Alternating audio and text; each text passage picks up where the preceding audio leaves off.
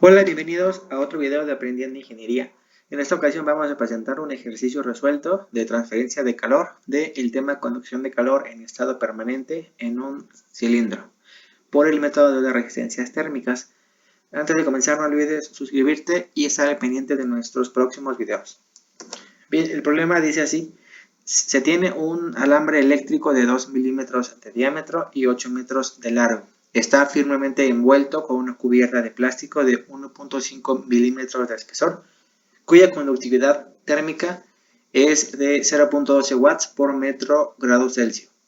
Las mediciones eléctricas indican que por el alambre pasa una corriente de 15 amperes y se tiene una caída de voltaje de 10 volts a lo largo del mismo.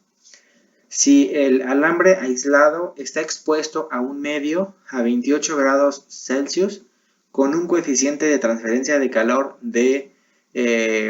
por convección de 30 watts por metro cuadrado grados Celsius, nos piden determinar la temperatura en la interfase del ambiente y la cubierta de plástico en operación estacionaria.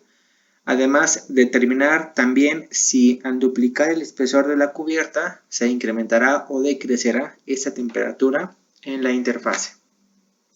Bien, aquí tenemos el dibujo de nuestro alambre eléctrico con su aislamiento, que tienen una longitud de 8 metros. Vamos a representar una sección transversal de nuestro alambre con su aislamiento para que podamos analizar cómo es que se transfiere el calor o la energía. Entonces, si hacemos un corte transversal, tenemos que en el centro vamos a tener un cilindro sólido, que es el alambre, que tiene un diámetro conocido de 2 milímetros. Vamos a denotar como R1 el radio de nuestro alambre.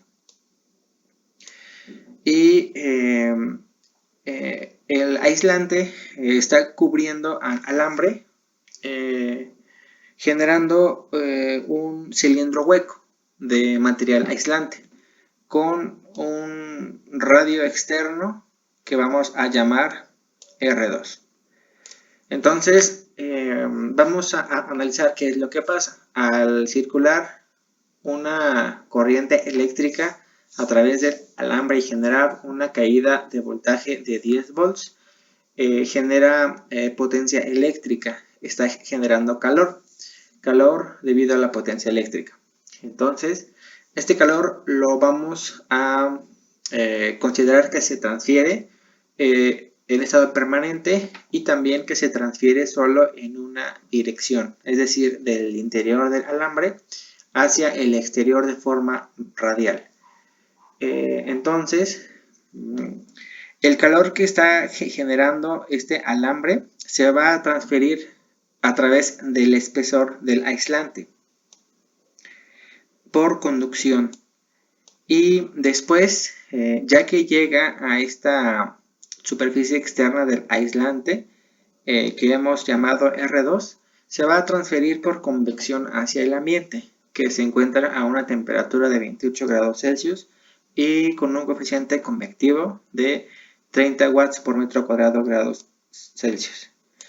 Entonces, como hemos considerado transferencia de calor en estado permanente o estacionaria, también que fluye en una sola dirección, y también consideramos que la conductividad del plástico no cambia y el coeficiente convectivo se mantiene constante, pues podemos resolver el problema mediante el método de las resistencias térmicas. Entonces ya hemos entendido que el alambre genera calor y este calor se transfiere hacia el medio ambiente, primero por conducción y después por convección. Entonces vamos a representar el flujo de calor a través de las resistencias térmicas. Empezamos desde T1, que es la temperatura en la interfaz alambre plástico, y terminamos en T infinito, que es la temperatura del medio ambiente. El calor va a fluir desde T1 hasta T infinito y primero pasa por el aislante y se genera una resistencia por conducción. Después tenemos la temperatura 2, que es la temperatura superficial de nuestro aislante. Y posteriormente se transfiere por convección hacia el ambiente, generando una resistencia por convección. Y tenemos al final temperatura infinito, que es la temperatura del ambiente. El calor pues fluye desde T1 hasta T infinito y la expresión para calcular el calor neto que se transfiere es igual a la caída de temperaturas entre las resistencias térmicas involucradas en el flujo de calor. En nuestro caso, primero podemos considerar diferentes caídas de temperatura. Podemos aplicar esta ecuación para la caída de temperaturas, por ejemplo, T1 menos T2 o T2 menos T infinito o T1 menos T infinito. En nuestro caso, pues nos conviene tomar la caída de temperaturas desde T1 hasta T infinito porque ya conocemos el valor de T infinito. En cambio, si usáramos T1 menos T2, pues no conocemos ambos valores y tendríamos dos incógnitas. Entonces, considerando la caída de temperaturas desde T1 menos hasta T infinito, tenemos que el calor neto que se está transfiriendo debe ser igual a T1 menos T infinito entre las dos resistencias, por conducción y por convección. La resistencia por conducción para un cilindro hueco la calculamos como el logaritmo natural del cociente de los radios, es decir, el radio externo menos, entre el radio interno del cilindro hueco entre 2 por pi por la conductividad térmica de nuestro plástico por la longitud del cilindro hueco, la longitud del aislamiento.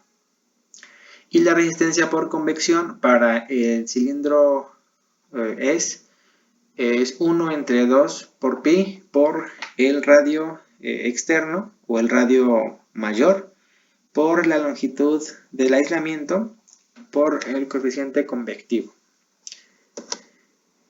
Y bueno, de esta ecuación, pues el único dato que realmente no conocemos es T1, que es lo que estamos buscando, la temperatura en la interfase alambre-espesor.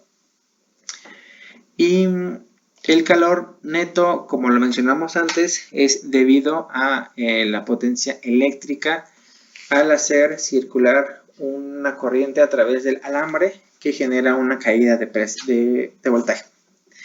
Y entonces el calor neto lo vamos a calcular en este caso como el producto del voltaje por la corriente que se transfiere. Tendríamos que el calor neto es igual a 150 watts. Y entonces ahora vamos a despejar la temperatura en la interfase que es T1 para que podamos resolver el problema. Para encontrar T1, pues debemos tener claro que el radio 1 que vamos a introducir en nuestra ecuación es igual al diámetro del alambre que nos dan como dato entre 2. Es igual a 1 milímetro, aquí lo tenemos. Y entonces R2 sería igual a R1 más el espesor de la cubierta de plástico. Nos quedaría que R2 es igual a 2.5 milímetros. Ya que tenemos todos los datos, pues vamos a sustituirlos en nuestra expresión y calculamos que la temperatura en la interfase es de 90.6 grados Celsius. Y ahora vamos a determinar esta misma temperatura, pero considerando que el espesor es el doble.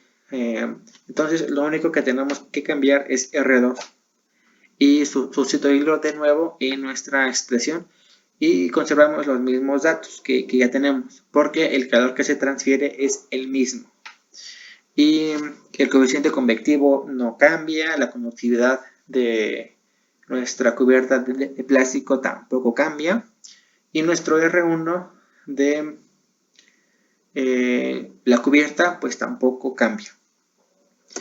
Entonces recalculamos R2, sería igual a R1 más 2 por el espesor y nos da que R2 ahora vale 4 milímetros. Sustituimos en nuestra expresión y encontramos que la temperatura 1, considerando el doble del espesor de la cubierta, es de 87.3 grados Celsius. Es decir, que se está generando una mayor resistencia al flujo de calor por conducción y por lo tanto la temperatura en la interfase pues es menor al incrementar la resistencia térmica por conducción. Bueno, esto ha sido todo de este video, espero les haya gustado y les haya sido de ayuda. Si tienen alguna duda pueden dejarla en los comentarios y no olviden suscribirse. Hasta luego.